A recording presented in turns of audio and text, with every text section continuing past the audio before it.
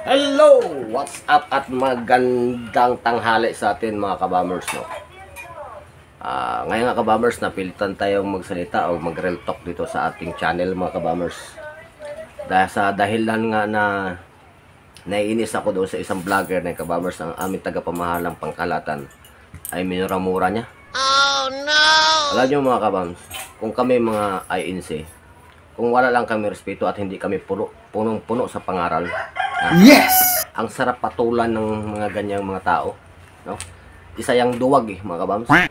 Yan si si Ipapanyo Labrador, duwag ka doy. Alam ba yan doy, duwag ka doy. Yes! Yes! Yes! Yes! Yes! Papismas ka, takot ka, tapos murahin mo tagapamahala namin. Ano ka? Sino ka? Ang yabang mo Alam niyo mga kapatira, no, sa INC. Oo. Nakuha ko itong pangalan niya sa isang vlogger ang pangalan pala niya sa Ipapiano Labrador na yan ay si Christian Cañas, no. Ang yabang naman, magkano kaya ang binayad niya sa kanya ng mga taga-politika. Kami wala kami pakialam sa mga politika, no. Higit sa lahat, sa amin lang sumasang-ayon lang kami sa magandang pamamalakad na gawain ng na umuupo sa lipunan, no? Kami masaya na kami sumamba, maglingkod sa Diyos, maglingkod sa kapwa namin Pilipino na aming tulungan, kung tulungan ng aming tagapamahalang pangkalahatan na mamigay ng mga kailangan din sa dito sa mundong ito. Alam niyo, napakahirap kasi sa mundong ito, no? Napakaraming balakid, marami pang mga kawatan, marami pang mga ang ibang mga vlogger diyan, akala mo mga sino. Bakit? Anong kinakain nyo? Tingga? Bakal? Umaasa lang kayo dahil meron kayo sa inyo sa likuran, na mga kilalang tao na nagasuporta sa inyo. Pero kung kayo lang kaya,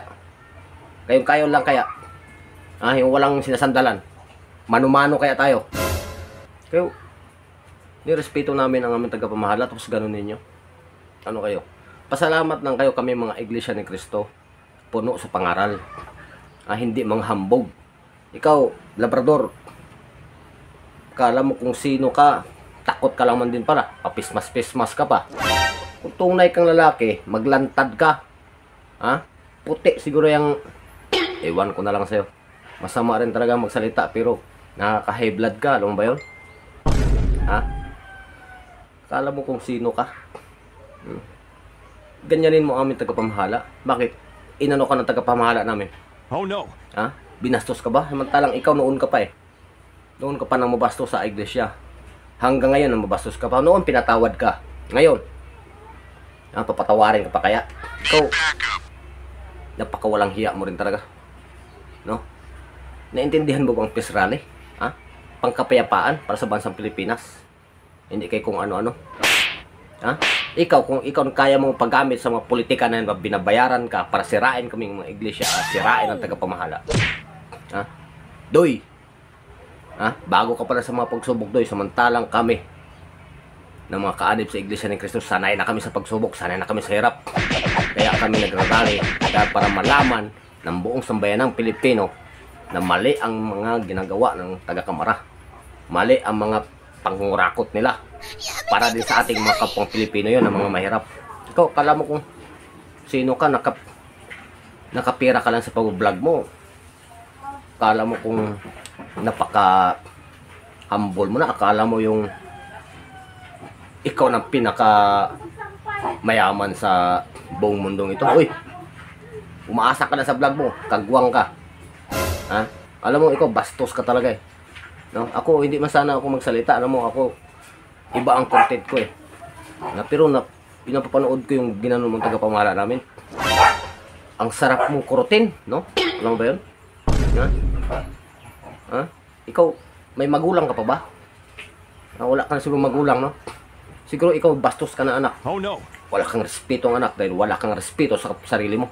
Wala kang respeto sa kapwa mo tao. Ganun-ganunin mo. Akala mo kung, uy, hindi tumatay balahibo ko sa'yo.